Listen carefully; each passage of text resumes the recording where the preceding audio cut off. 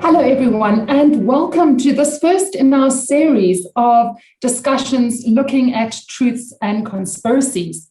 My name is Maria Frahm-Arp, and I'm the Executive Director in the library.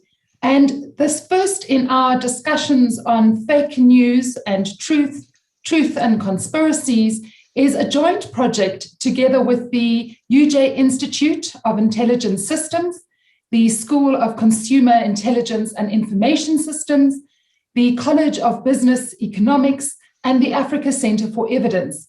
And a warm thank you to everybody who has agreed to be on this panel. We've got a very interesting lineup of speakers. We are going to start with our Deputy Vice Chancellor of Research and Internationalization, Professor Sarab Sinha, who's going to be giving us a short introduction and overview to some of the key issues in these debates around truth and conspiracies. And then we're going to be hearing from a couple of experts in the field. The first one is going to be Dr. Andrea Potrita, and she is a lecturer in the Department of Information and Knowledge Management in the School of Consumer Intelligence and Information Systems. And she will be talking about, are you caring while sharing? Identity, misinformation, and fake news online. The next of our speakers is going to be Dr. Hermann Mayberg.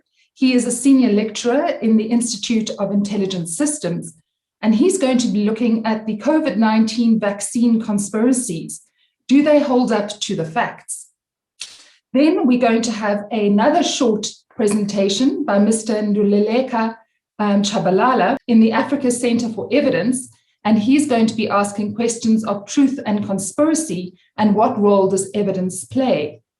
And then our respondent to these three presentations is going to be around technologies and fake news, which is going to be by Prof. Ade-Ibijola. And he will be speaking to us from the Artificial Intelligence and Applications in the Department of Applied Information Systems at the School of Consumer Intelligence and Information. So thank you all very much for participating today. Once the speakers have all addressed us and we have heard from our respondent, we're then going to have a time for questions and answers. So right from the beginning, we encourage you all to start to post your questions. As a question pops into your head, post it in the questions and answers. And towards the end of the session, we will be addressing all your questions, and we look forward to hearing from you. So without further ado, I'm going to hand you over to Prof. Sinha. Thanks very much, Professor Frahm-Arp, and to the colleagues in the library and to our audience who have joined us. I think that this is a very important topic. We are seeing the role of technology to a large extent also increasing the way that conspiracy and fake news travels. So we have been thinking quite a bit because, of course, the University of Johannesburg is a leader in the fourth industrial revolution, and it almost appears that our aspiration and aspirational technology is finding itself in a place of unintended utilization. So I think that the first aspect, I'll cover about 6 points. The first aspect has to deal with malinformation loops and how do we engage with malinformation loop. To try and bring the point home. When you see a message on Twitter or a hashtag on Twitter, or you see a message on Facebook, if you like the message, you are likely to perhaps like it. But if you don't like it, you are likely to either express an opinion or you are likely to click on the angry face. And the moment that happens, it triggers an emotional reaction, which is how it ends up having an engagement. So the first aspect is the connection of the message and the emotional aspect, and how that leads to engagement. The second aspect that I want to talk about has to deal with engagement and how social media algorithms deals with engagement. So the algorithms are actually customized around how adverts work. And adverts work based on what you are looking for, and what either by way of text-based inputs, or by images that you like, or by messages that you like. And so the social media algorithm then amplifies what you have engaged with.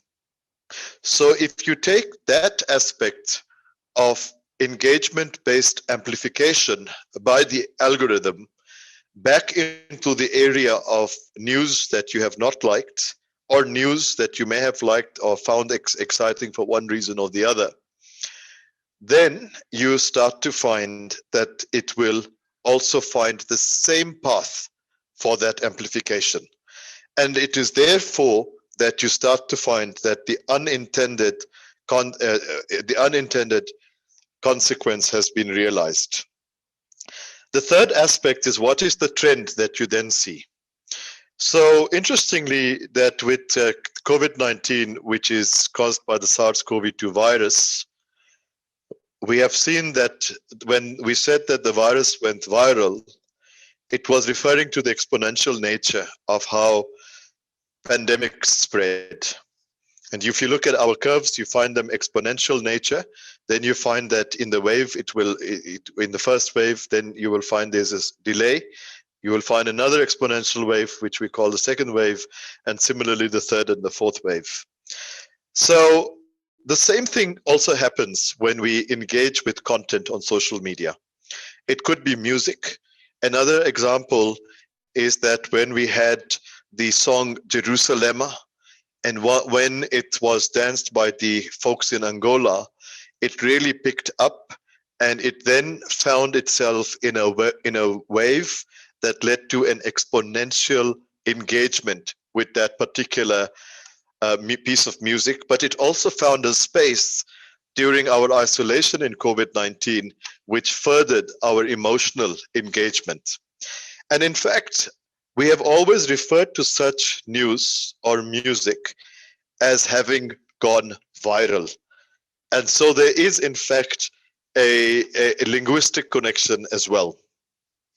Now, if we reflect, and this is now the fourth point, if we reflect back in history, because history teaches us and history gives us some solutions, is that when email came about initially, we started to find that, before emails, people used to write letters. And in the letters, there was something called chain letters. And you would get a chain letter, and if you like it, you will propagate it, and it will move like a pyramid into an exponential base. Now with spam, when spam got introduced on email, it was not too different. It was a scenario where spam got increased exponentially now through this taking advantage of this ease of communication through email. But over time, technology started to recognize the technical characters of spam, because one spam would go into many inboxes at the same time. So it would pick up that characteristic, by the way, not very different to the variant of COVID-19 when it finds its feet in spread. For example, the variant moving around in South Africa finds an increase, and we can detect it because you can look at its viral load, for example. That's a characteristic of SARS-CoV-2.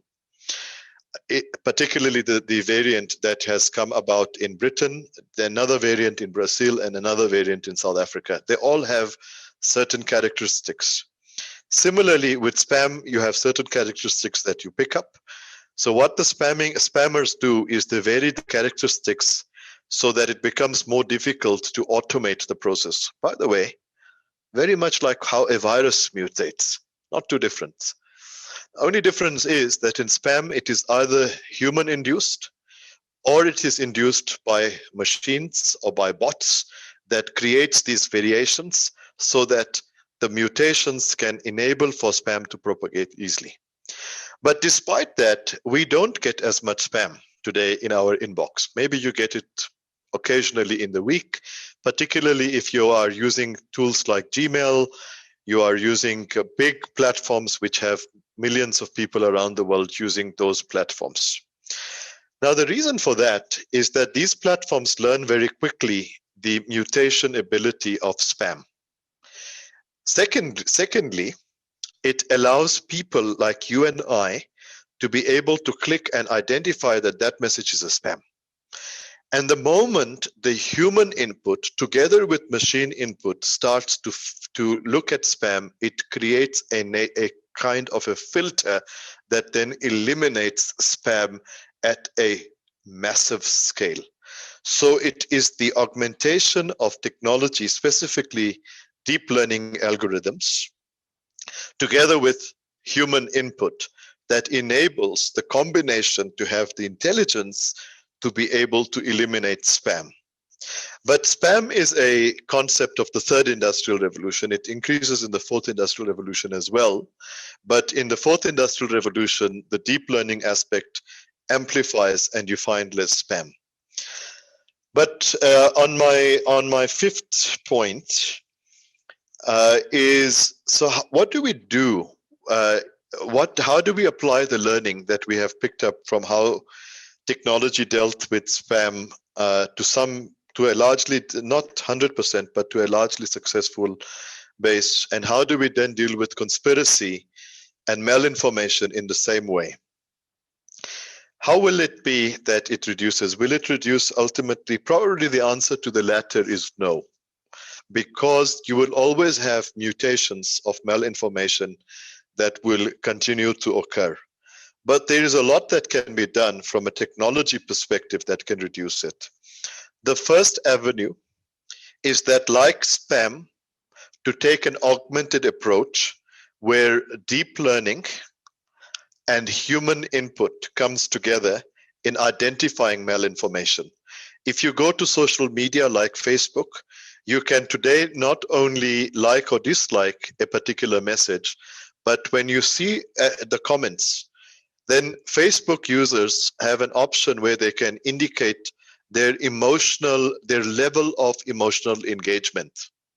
So that is a new data parameter that feeds into how that comment or message is perceived.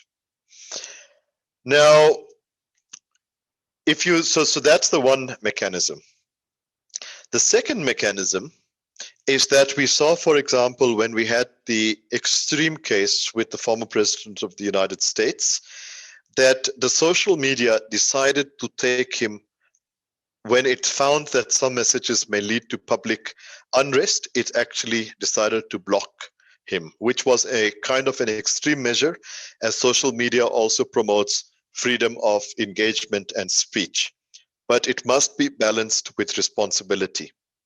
So the one aspect of responsibility is education, where you are much more aware that malinformation has potential to cause, yes, it can cause humor, but on the other hand, it can also cause harm, especially if it is communicated with individuals who occupy leadership positions. Now, the second part, or the second technology aspect that has come about to address spam, is something that we call ethically aligned design, EAD. Ethically aligned design is a design principle. It is even being formulated as a standard, where that standard is incorporated in the way that algorithms are designed. So it is a little bit like how we grow in stages where, moral values are embedded into different developmental stages. And it is very much the same. It is very much the same that algorithms are designed to actually have some kind of a moral compass. And human values are embedded in that approach. And human values, like I gave the example that Facebook enables you to incorporate emotions, because even those emotional sentiments can have geographical variations, can have cultural variations. And those variations are also a form of data. And that data then fuses with the algorithm such that your deep learning continues to find itself in a position of ethics. Is it going to solve it all? No. The reason is that, like you have the moral side of the story, you also have the dark web. And in the dark web, for example, today, you can go and hire, there's something called ransomware as a service or bot as a service. So you can go and buy the web bot and you can train it to behave, you can train it to misbehave. For example, a web bot may come into this Zoom session and it will come in with the name called Saurabh Sinha. The host will think that Saurabh Sinha is the one that has logged and will say, join. Then you will find that that host will change its behavior and the audience may not. Some of you will know who I am, others may not. And you may actually find that it has become a lot more cleverer in the way that it will integrate with the mindset of the audience. So you will have both of these sides that will continue to develop. If you are, however, able to design your algorithms with ethically aligned design principles, you are likely to find that you are going to yield algorithms that behave largely to progress technology for the benefit of humanity. It will demonstrate some level of human values. With these words, I'm going to pause. I know there are more experts in this room that can speak on this topic, and I'll come in at the end for the Q&A. So over to you, Professor Frahm-Arp. Thank you so much, Professor Sinha. That was really very interesting, and I think a wonderful starting point for us. We're going to turn now to Dr. Potrita, and she will be talking to us about fake news and is sharing a form of caring. Hi, my name is Andrea Potrita. I'm from the Department of Information and Knowledge Management, and I've been asked to speak on an introductory theme to misinformation and fake news. So we are currently not only in the grips of a pandemic, but also of an infodemic. And the word infodemic was actually coined in the early 2000s when the SARS virus was a concern. So it is not a new phenomenon.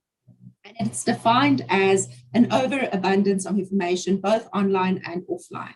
For this seminar, we are looking at online information. There are different types of problematic information that cause concern in an infodemic. And the first one of that is misinformation. And people use the term misinformation and fake news interchangeably, but there is actually subtle differences between these terms. Misinformation is typically not shared out of malice. The person who shares misinformation often believes what they have shared is the truth. So they are sharing information carelessly. And on your screen, you'll see an example of misinformation. This was sent out sometime during last year, and it talks about how you should steam yourself to get rid of COVID-19 and how the steam is the right temperature and it kills it somewhere in your nasal passages. And it sounds like good, traditional advice, but unfortunately it's not true. So the person who shared this didn't necessarily mean to share fake information. They believed what they were sharing, but they were careless in the information that they were sharing.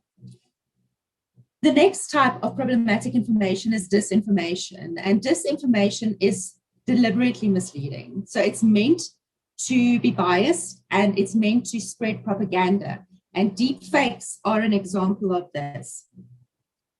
On the screen now is an example of WhatsApp messages supposedly from SASA asking people to share personal information with this fake organization. So it was created, this news was being spread for malicious reasons, to get personal information from people.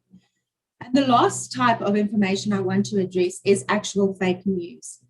And how you identify fake news from misinformation and disinformation, it's created to mimic what mainstream media looks like. So it looks like news reports, like this example of a video that was circulated of the president extending lockdown. And the creators of this fake news video actually used old speeches of the president and spliced them together to create something that looked like an official news report. But of course, the problem doesn't always neatly fit into these three categories. A paper by Sonelli et al. Mentions the instance where CNN anticipated a rumor about a possible lockdown in Lombardy, a region in Italy, and they reported on this lockdown before the Italian prime minister could release a statement. And although this information was true, the release of it through a non-official source actually impacted the behavioral response of the population. So it was harmful information, but it wasn't necessarily fake. You could chalk it up to irresponsible journalism. So just as a caveat, it's not to say that any type of problematic information will fit into these neat little categories. So what do we do with misinformation, fake news, and disinformation? And another term coined in the early 2000s is that of infodemiology, and that refers to studying fake news and where it originates and what we as humans can do about it. So I'm not addressing the technological routes that we can follow. I am specifically looking at us as individuals, as information users, how we can address this problem from an individual point of view. So on this graphic from the World Health Organization's website, you can see that untrue information is shared across all platforms. And depending on an individual's choices, whether they share it forward, whether they question it, whether they check sources, whether they promote this false information, the untrue information gets spread or gets stopped in its tracks. And it is important to realize your individual responsibility in the propagation of misinformation and fake news. I absolutely support the notion of technology assisting in this, but social media is a massive and complex phenomenon. And at its core, it's the result of individuals deciding whether or not they will share a piece of information that they have come across. And it starts with the individual. So the information that you engage with, the information that you decide to share, as an individual, you hold a lot of power and you are ethically obligated to not share information that you can't confirm. So as an infodemic vaccine, the World Health Organization has a couple of steps that you can take in this regard. The first thing that you can do to make sure that you are not sharing information that is harmful is to assess the source. If it's a WhatsApp message, where did it come from? Who shared it? Is there a reference to a website or an expert? The second thing is to not only look at headlines of stories, because clickbait is very real. And unfortunately, even reliable news sources rely on clickbait to make you read their stories. So make sure that before you share a piece of information, you have engaged with that piece of information and you have assessed whether beyond the headline, anything that was said there was true. Furthermore, can you identify the author? Is it an expert? Is it just a family member? Because a lot of value lies in who created the content that you are sharing, and that is an important thing to consider. Something else that can be a red flag in terms of sharing information is when was the information created? And if a news story, or this specifically relates to things that get shared to you on WhatsApp, if you can't tell when something was created, how do you know how authoritative it is? There have been many instances of videos being shared saying that it is relevant to a current news event, and then later on it turns out that the video was real, however, it was misattributed to an event that was happening. You can also examine supporting evidence, and this is very important. you need to know that what you are looking at can be found in more than one place. It is very important to support the information that you share, not just with the piece of information that you receive. One piece of information that's not reliable. A very important point is to realize that we as humans have cognitive biases, and we believe what we want to believe is true because it remains true that we often see the world not as it is, but as we are. And if you have specific fears and specific prejudice, fake news and misinformation can capitalize on that. And you need to be aware of that shortcoming as a human being. And you need to realize that just because you are absolutely convinced that something is true, it doesn't mean that it is true. And therefore, you must turn to fact checkers. Websites like Africa Check or DFR Lab, or even something like Snopes for general social media queries. Or AFP Africa Check is another example. And I'm sure Mr. Chabalala will also refer to other sources that you can use to verify information. So to conclude, although there are definitely, as Prof. Sinha highlighted, there are definitely technological ways to curb the spread of misinformation, the spread of fake news. It is my belief that as individuals, we need to educate ourselves in terms of what is a reliable piece of information and what is not. Because in the end, like I've said, you are ethically required to check something before you share it. Thank you. Thank you so much, Dr. Potrita. That was very interesting and is a wonderful segue into the discussion from our next speaker, Dr. Mayberg, and he's going to be speaking about the conspiracies around the vaccine. Over to you, Dr. Mayberg. I'm going to admit something to the whole world today, and that is that I really love a good conspiracy theory. It's one of my guilty pleasures, and I thoroughly enjoy a Dan Brown novel and just throwing myself into wild theories such as the Earth is flat, that aliens are real, or that the Illuminati is trying to take over the world. But having said that, even though I like reading about it and challenging my paradigms, I don't necessarily believe in it.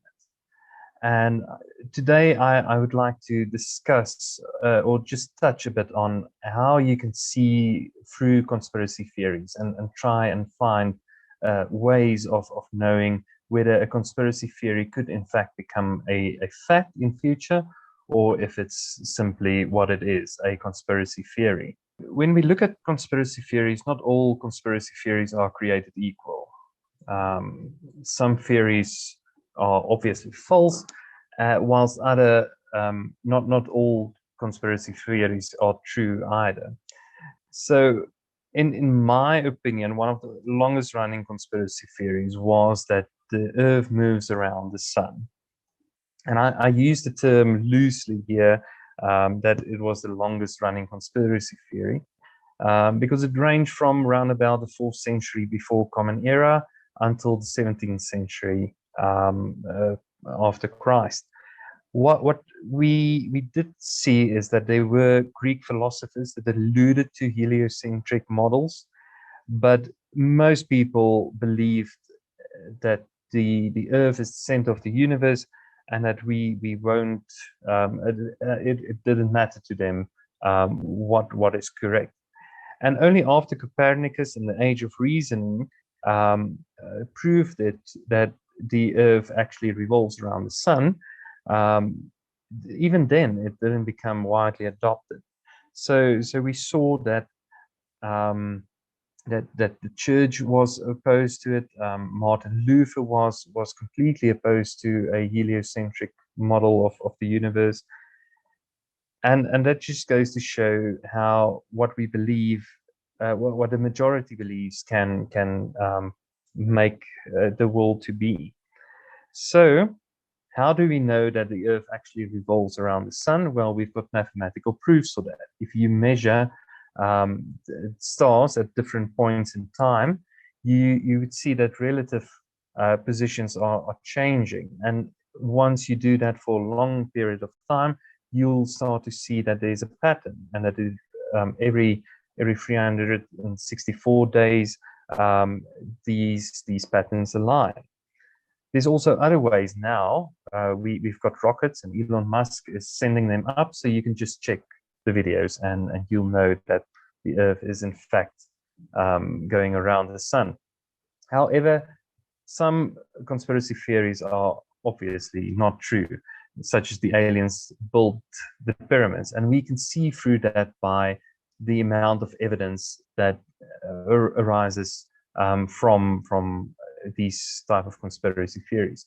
We cannot prove unequivocally that aliens didn't build it, but we can prove, and there's been numerous documentaries made about it, how humans with limited tools can move blocks of stone that is over 2 tons and build these monoliths without any problem. Today, I will be discussing 3 conspiracy theories surrounding specifically the COVID-19 vaccine.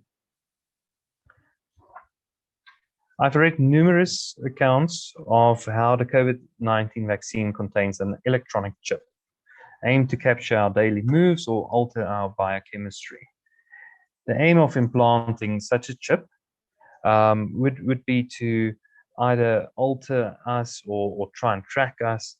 And it's gone so far that a recent poll of American respondents believed, 28% of these respondents believe that Bill Gates, by name, wants to implant a chip into them.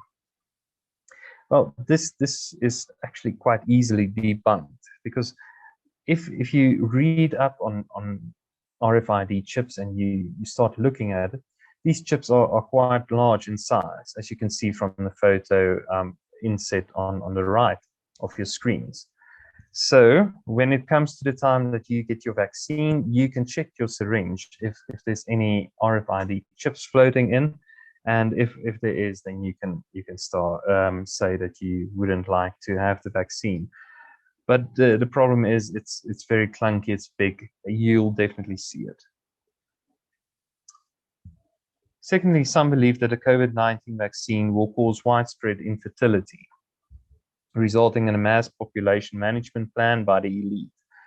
So the vaccine is thought to be engineered to affect the placenta and thus ensure that women cannot bear children after receiving the vaccine.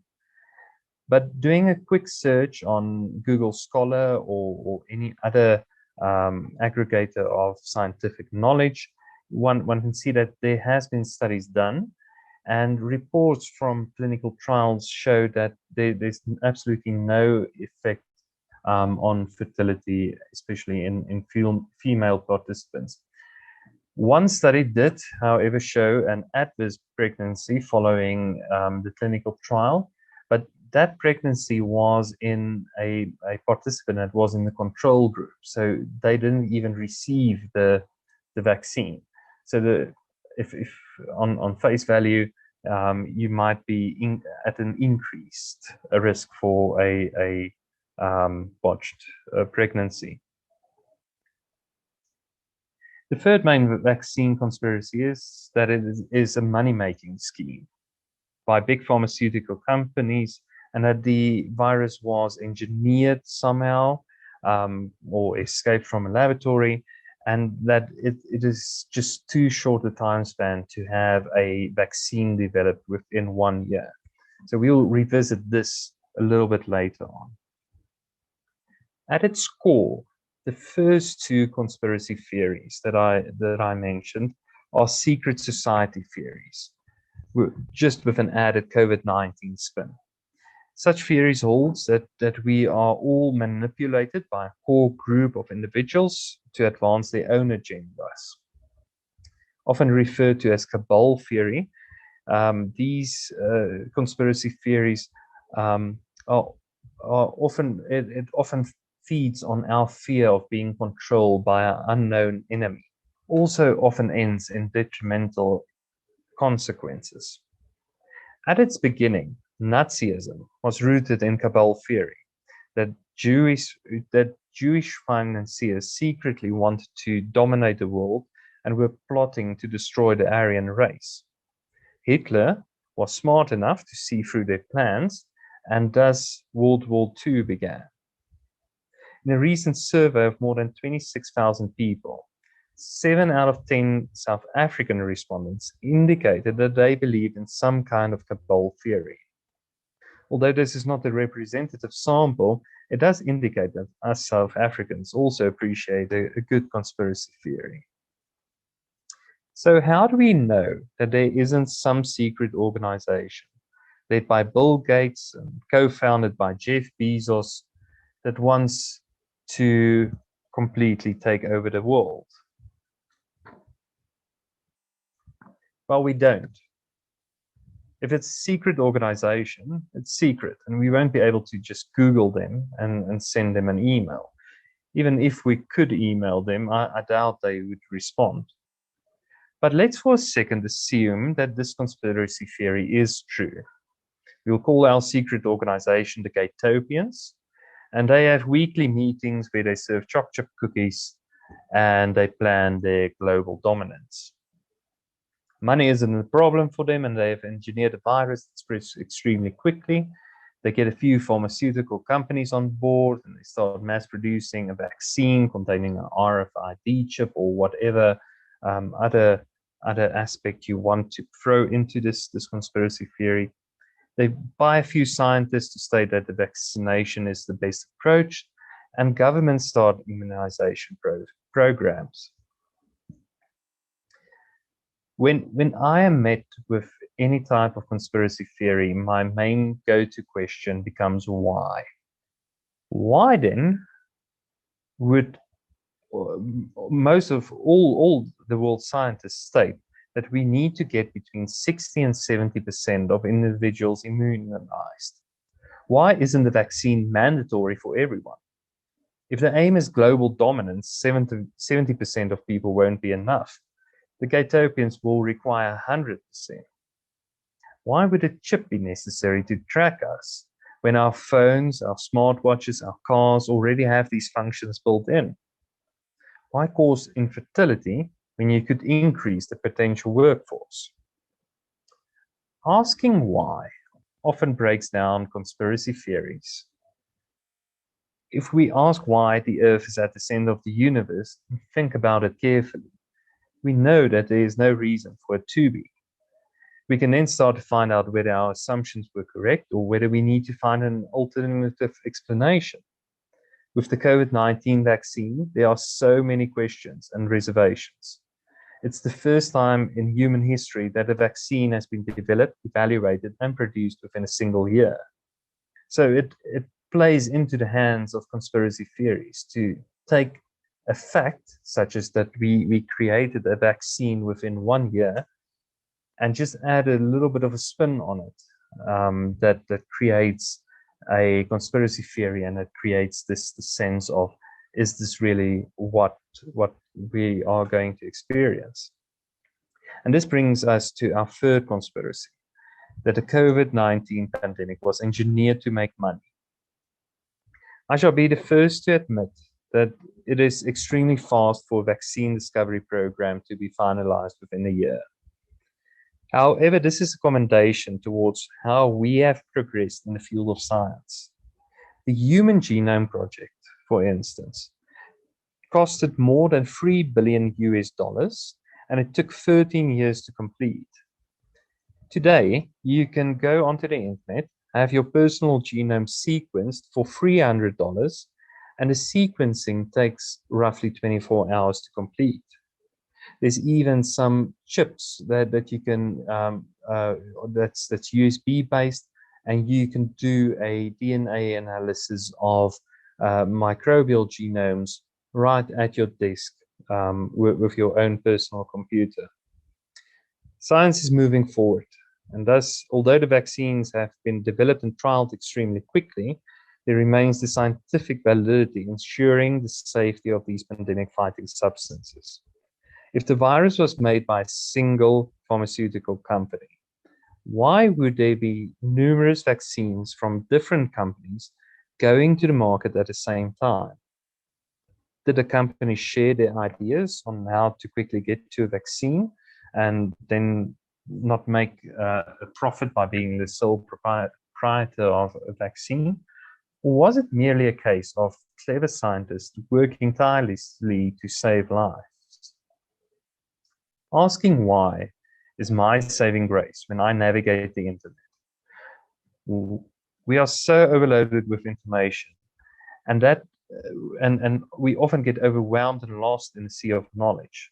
Yet by continuing to focus on asking why, we can often shift through the fake news and surround us with facts.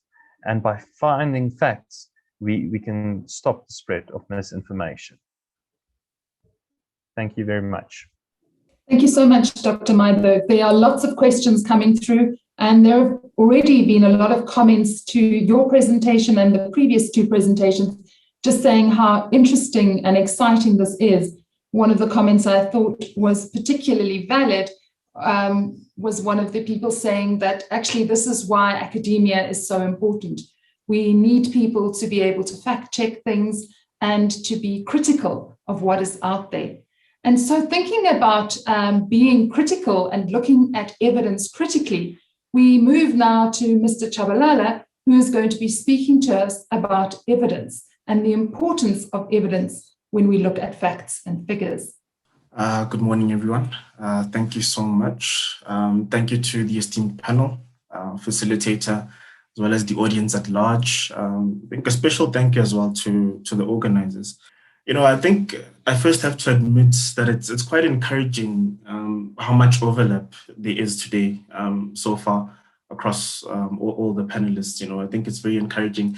And I think in particular also some of the interaction we're receiving, I did get a chance to look at some of the questions, and I think it's going to be very interesting for later on in the session. So to start off with, really, I think so much of our lives have been altered and invaded by this COVID-19 pandemic. You know, with the threat of illness, serious illness, and possible death. You know, we've had no choice but to really adjust the way that we live our lives. You know, every day we listen to the radio. We have updates on statistics. We receive information from our health ministry. We read about how difficult the lives of healthcare workers have become because of the pandemic.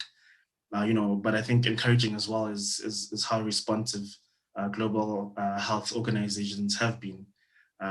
You know, it's been quite commendable in terms of the overall responsiveness.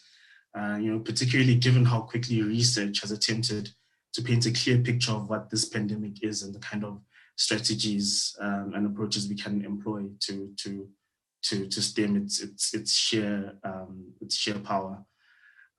So I mean, the apprehension, I think, is also quite apparent and with good reason. You know, as of last night when I checked, you know, I think nearly 50,000 deaths in South Africa alone. It's quite a scary figure. You know, and of course the internet has opened up an array of possibilities, you know, a treasure trove of good and bad information. You know, really WhatsApp threads that peddle this information, Twitter stories that make you second guess your own health, you know. Someone perhaps describing certain symptoms that you feel you may have at a particular point in time. Facebook stories that you share with your loved ones out of fear and concern, you know, it's all very normal. It's pretty understandable that we tend to overlook that false information is just as accessible as good quality and true information. So really, I think to start off with, really as a first point, and I really want to make this a very light touch and beneficial for the audience. So as a first point, I think we have to invest more into reading as widely and as deeply as possible. You know, just to be informed. I think as well as researchers, we have the benefits of proximity in that, you know, we conduct exceptional research. We circulate the research, we debate on the research, we critique our research. We have knowledge of what p-values are, what robustness means, what appropriate modeling is for specific problems. We know what effect sizes are, we know what coefficients mean, but it's not enough for researchers to do.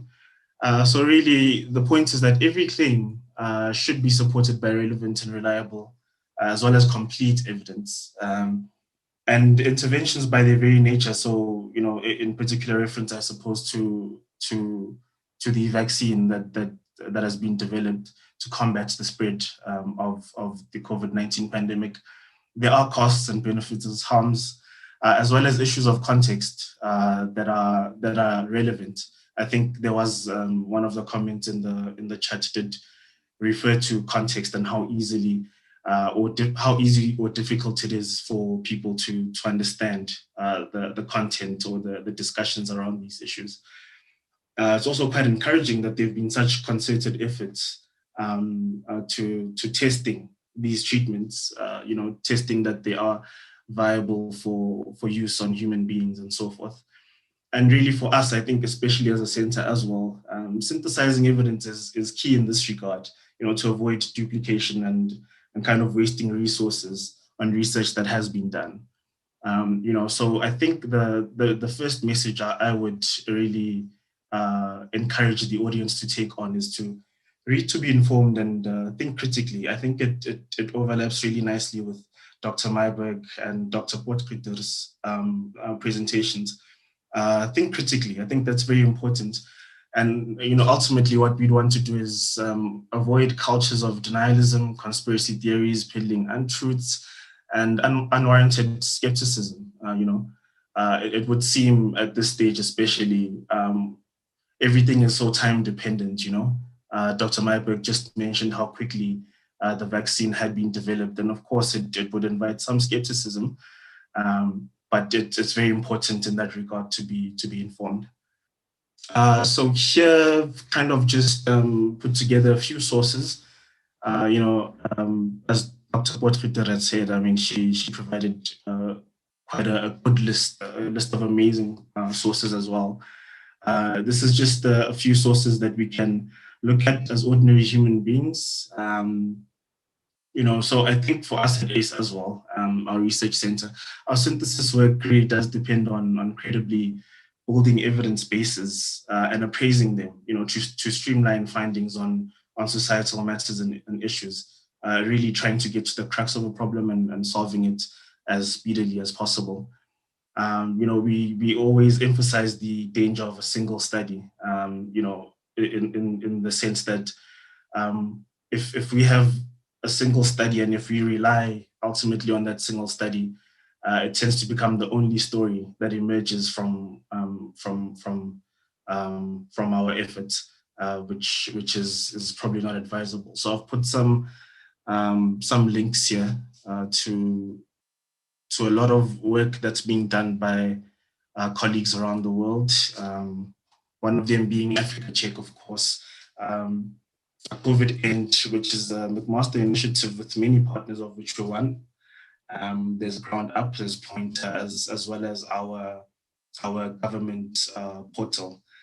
So in terms of verifying these, I think that'll be covered probably in my final slide. An important point, and it came up in the chat as well as some of the questions that are coming up. How do we ensure that we have full understanding of scientific knowledge? It's really difficult, I suppose, to expect lay persons to interact with research and to kind of know the difference between good quality research and bad quality research, if there is such a thing. And oftentimes it's not sufficient to simply apply best practice, in terms of running our RCTs and ensuring that there's that we've synthesized our evidence and combined evidence in terms of having credible opinions on the effectiveness of these interventions. So, I mean, in terms of knowledge translation and helping the ordinary citizen understand things better, understand content better, I think both from the perspective of language, of course, as well as understanding the actual content, it becomes very important. Because at the end of the day, we do want a lot of the work that is being done, the amazing work that has been done, particularly over the last 2 years, to be shareable, to be understandable. So it's quite important to involve ordinary citizens. So I mean, with that, I guess it's also ensuring that we have effective media to disseminate this information, and also to ensure that it promotes learning and understanding. And finally, then on the slide, what we'd want to do is talk about engaging citizens in a more transparent manner, possibly thinking about citizens' dialogues, anywhere where it could be for monitoring and evaluation purposes, it could be to educate society on certain aspects. I think the challenge with COVID-19 has really been the time issue. It's spread so quickly and been so immense globally that it's been extremely difficult to keep track of everything that's been happening. So yes, I mean, I would hope this somewhat addresses some of the questions related to our children going back to school, the elderly collecting their grants, frontline workers with no sense of understanding on what vaccination is and what it means. So more than anything, I see an opportunity here. Thank you so much, Mr. Chabalala. In the interest of time, I'm going to move very quickly to Prof. Ade-Ibijola. And we are sort of running out of time a little bit, Prof. Chide. So if I could ask that you do your section in 10 minutes so that we do have about 10 minutes left for questions, because we've got a lot of amazing questions in the chat. Thanks. Thanks, Prof. Maria. I believe 10 minutes is more than enough to go through the responses that I have. I think today we've been blessed with a lineup of different angles to this problem. So starting with Prof. Sarab that said, you know what, this looks like spam, and because we're used to spam messages, we could go about actually checking this out like spam messages, and fake news shouldn't be a problem, even though it will not be eradicated. Then we had Andrea that says, you know what, we have to care, just check it before you forward it to the next person. Then Hermann says, you know, I love conspiracy, but I believe in it's something different. I love that angle to like educate people that reading about conspiracy can be fun, but then believing it is completely different. Then finally, Nkuleko that says that, you know what, learning and understanding about these things themselves could help people to actually go through the whole details and everything. So from my side, I would respond technologically to say, what are we doing in terms of artificial intelligence to actually track this issues right now, to know if a piece of news is fake or not. But before I go into that, I want you to understand, because technology only comes to address a problem. And the problem sometimes is nice to see it in a big picture and not in a small picture, otherwise the technology will be useless. So the big picture is that right now we have millions of tweets every day, millions of Facebook posts. In fact, some numbers are saying every second there are about 5,700 tweets every second. Another number you get from Facebook is 4,000 pictures per second. So that's every second. Now put that in a year, in a day, in a minute, and in an hour and a day, you get a big picture. That's one of the main problems. So even if you have an algorithm that can do the checking of this thing, the algorithm will need enough computational power to check that much in that space of time with having minimal errors. Because that's where you don't want to flag someone to be sharing fake news when they are not sharing fake news, in fact. Another thing is the social problem, what I choose to believe. So the social problem, I was hoping someone was going to touch on it today. As someone creating technology, you have to also be mindful that people just choose to believe certain things. An example is intervention of religion and conservative people, or maybe people that are more liberal. So America is a good example of that. You could see when the country splits almost 50-50, then what 80 million people say might not be fake in the context of a general society, even though the premise might be a little bit questionable. So that leads to the next problem, your truth or my truth. Again, you can see that across the accounts of history, where Africans try to tell their stories and colonial masters try to tell their stories, and you see different perspectives every time. So we defended or we conquered. So it's that thing, and that appears in fake news every time. So, and another problem we face in creating technology for this is the problem of silencing the views of others. It's a risk. So the risk, like I think Prof. Sarah rightly mentioned, even though the Twitter deemed it fit that the Donald Trump's, President Trump's post was very harmful, or towards the election, it could be very harmful and people could die. So let's take him down. That in itself, the action of taking him down, the trigger makes sense. The action itself also, it's something that you have to defend at the end of the day. Silencing the president of the United States of America. You know what I'm saying? So, and there's been a lot of debates on the internet based on that. So if you want to put together an algorithm or a piece of AI to track fake news, these are problems that you have to look at. So until you're proven wrong, if the earth is flat, it's flat for the day. That's the thing that it's good basics to try to find a line between fake and views. So the problem is something that is my view doesn't make it fake. And as well, and it makes it very, very difficult to program. Inclusive AI, we've been discussing inclusive AI in terms of data for especially continents like Africa. However, AI also has to allow views. So the moment we start tagging certain things as fake, the population might start missing out on information that is crucial for their existence. Then you create a society that we call the robotic society, a society that listens to one news channel. I don't want to name countries, but you know those countries that you can only listen to one news channel. So these are the problems that we have when we are trying to look at AI that can solve this problem. The last problem I'm going to mention before I go to the next thing is if someone is going to share fake news and says to you, this happened 246, and one day it's going to happen 47. So you're thinking 246, 47 is a number, so this is likely true. So some fake news are based on true premises, but the conclusion is not true. So in the example I just gave, 246 are even numbers and 47 will never happen. So that's an example of the problems we face. So some solutions that I've run around you right now that you can see are influencers on social media. Influencers, many people just check, did this person share the news? If this person shared it, then the news is real. So like for example, when a preacher says 5G network kills, it's a preacher you've been following for 15 years, is your man of God or pastor or whatever, then you just try to believe it. So that's a problem right there. So if these people in these positions can also know the responsibility or the weight of the responsibility on their shoulders to fact check with scientists, then that could actually solve some problems. And government can also do its own influencing. In South Africa, you've seen the I choose vaccination hashtag. That is why you can influence. Many people also check, does the mainstream media share the same thing?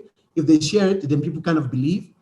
Then the tech giants that are also giving talks have to contextualize their talks. For example, I've had many people come to me and ask me, is there depopulation happening in Africa? Are people going to kill us? And I say, why do you say that? And they refer to talks of some CEOs of tech giants that are saying that the planet is not sustainable. Let's get rid of some people. Maybe that's not what they meant, but the way it came out was not so great. So that's one of the issues we are facing. Especially, finally, we have the viral videos that go from 8 groups, and that it's the easiest one to track. So going straight to the AI that we have currently, especially efforts from Facebook. Facebook has what we call third-party fact checkers. Right? So it's an API that plugs into Facebook, and when something shows up on Facebook, boom, it goes to those fact checkers. It has to be third party because nobody's going to believe it.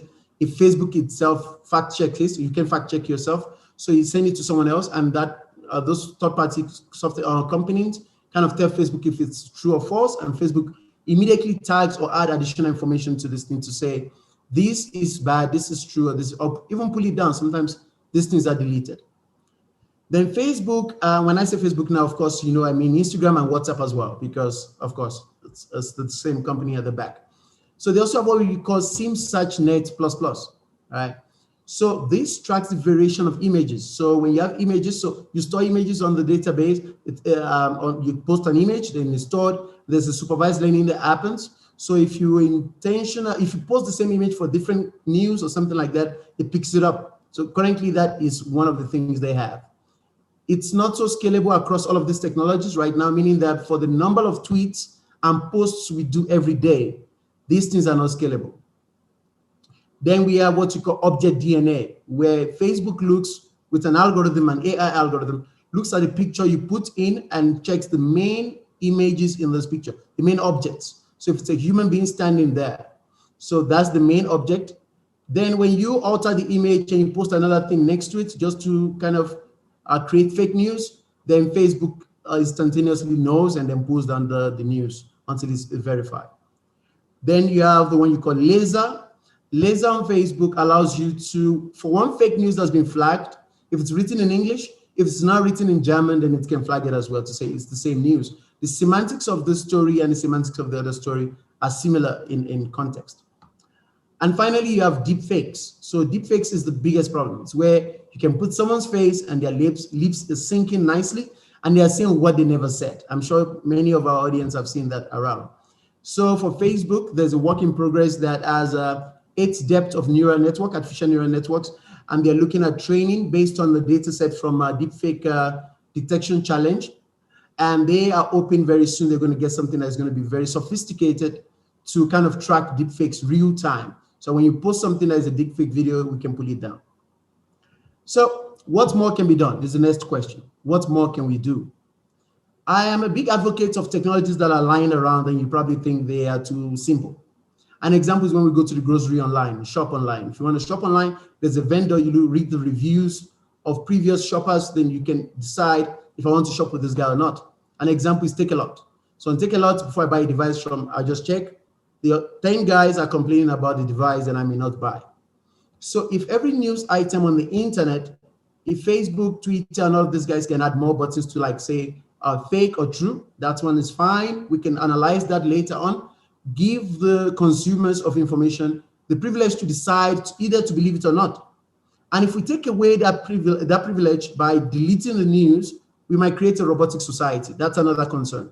All right. So personally, I want like a news item that has 10,000 true tags and 300 false tags. Now, I might choose to believe it. And this is being something we useful. For example, on YouTube, when we want to check a video to learn a concept, we check if this video, if it's true or a good one or a bad one by checking the likes. So we users have the power in that context. So metadata is also good, and I'm sure they're doing a lot with metadata to see if this video has been circulating for a long time and kind of limiting the progression of it. Ultimately, I'm going to leave you with a note to say that this problem doesn't have a silver bullet. If you choose to do so much in terms of deleting what you call fake, and there's a slight error margin in what you call fake, you might end up with a robotic society that's consuming the same piece of information, and Facebook has been down that road before. Facebook has been in the road where they give you the same similar things you've been clicking on, and at the end of the day, they realize that they're radicalizing you, actually. So that's a pure ethics concern. When we were growing up, we had access to 2 kinds of information, and we had to decide if we liked it or not. So in this context, I seriously believe that we need to have access to both information every time, and then kind of see the likes and the dislikes and leverage on the statistical votes of the consumers and say, you know what, I believe this guy is right, or I believe the other guy is right. So that's what I will have for you. I'll leave things to questions and answers, and we can look at other issues. Thank you for the opportunity. Thank you so much, Prof. Jide. We're going to go now to the questions, and we have a lot of questions. So I'm going to try and synthesize a couple of questions into one. The first question I think is to Prof. Sina and Dr. Mayberg. What is the financial impact or reason or profit that can be made from spreading fake or misinformation? Perhaps we can start with you, Prof. Sina. I think that, any kind of service, let me maybe go back to an old example. That at some point, computer viruses came about, and, people that developed viruses brought them up. But virus is nothing more than a computer software. On the other hand, it created an opportunity for others who knew how to identify these computer software pieces and create an antivirus company. So they say that in somebody's risk is another person's opportunity. And that's what happens is that people find opportunities in these businesses, and then over time it becomes either the right thing or the wrong thing. And that's, I think, what we see in this realm as well, is that who would have thought that ransomware would find in the dark web a platform to be a service? Thank you very much. And to you, Dr. Mayberg. Yeah, I completely agree with what Prof. Sina is saying, that there's always opportunity where people come in and they pry on the vulnerability of others, especially if you take into account we are all vulnerable at this stage in our lives.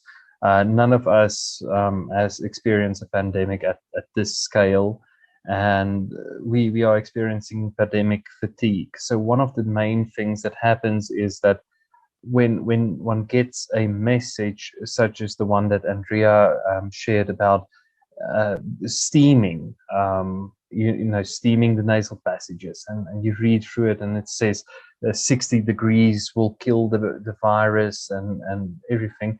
It starts to look real, and it looks like a way out. It looks like an easy way out without having to wonder about when will I get the vaccination? Will I be okay with getting the vaccination? I really don't like needles, so if I can just steam that, that's much more easier. And then it becomes a question of, okay, so if that's easier, let me share it to my network of people, and they can also benefit from it. So I don't believe that there's always a benevolent aspect to sharing this. I think that in most cases it comes from a good place in most people.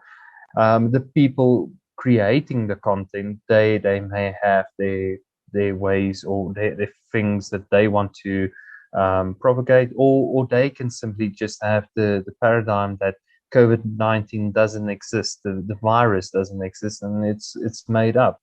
And that is my answer. Right. The next group of questions are around deep fakes and deep fake news. And I think this is for you, Prof. Jide. What should governments be doing about deep fake and deep fake news? And what sort of policies should they be putting in place? Thank you, Maria. I think when it comes to deep fakes, that's the most dangerous form of fake news, because you actually see the guy's face, you hear his voice, and he says something. So, and that has been known to destabilize many countries all around the world. I think when it comes to policy, when there are very consequential actions taken, when you are caught, people usually refrain from doing things like that. However, sponsored governments as well, as you might as well know, when it comes to world politics, some governments have cyber hackers, some governments have a whole department where they destabilize other governments for their own trade, contracts and things like that, agreements and stuff. So, however, consequence is the answer to deepfakes for now. Then, like I mentioned, Facebook is working on some algorithms. Facebook is also continuously recruiting experts in this field to kind of give us like a leapfrog into a good solution. But pending the time we get a good solution that could put two videos together and tell you this one is 100% fake, which right now we might not have at the speed we need it to be, then the government has to put policies in place to make sure that there is consequence for whoever creates or distributes such things. And if you're not sure, you can just pick a deepfake video that you suspect, go to a fact checker website like the colleagues have shown, and then see, oh, it's fake. Then you can go ahead and not share it.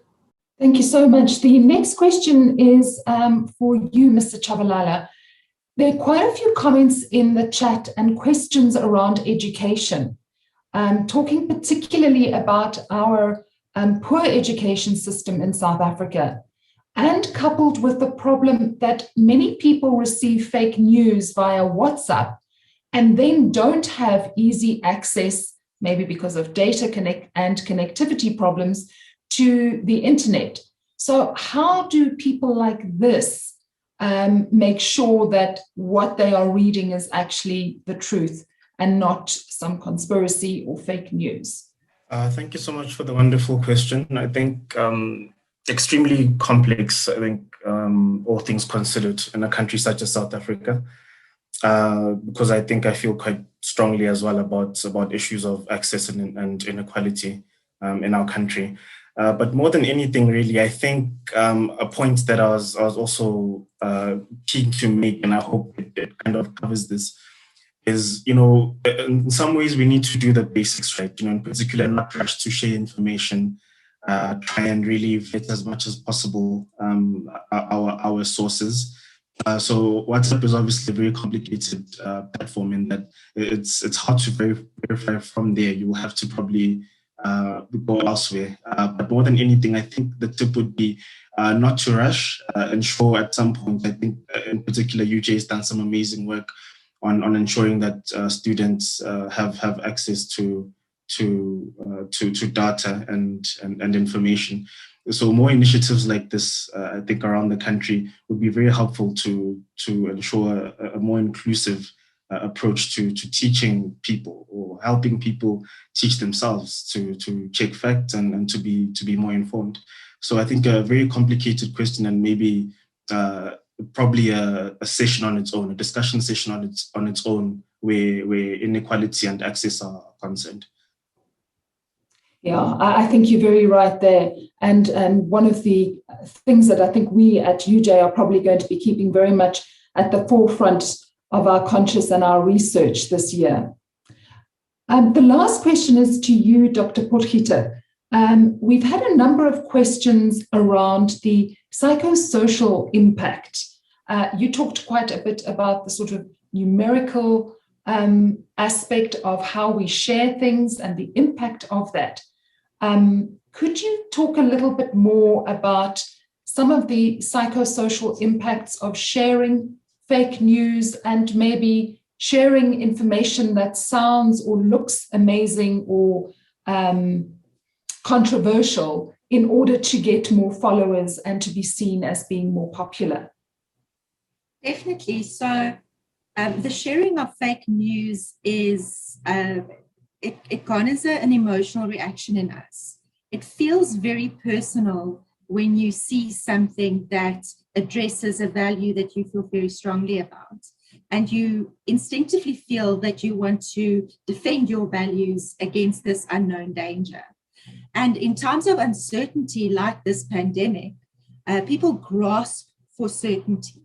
And sometimes even a conspiracy theory feels safer than admitting that even the powers that be just don't know.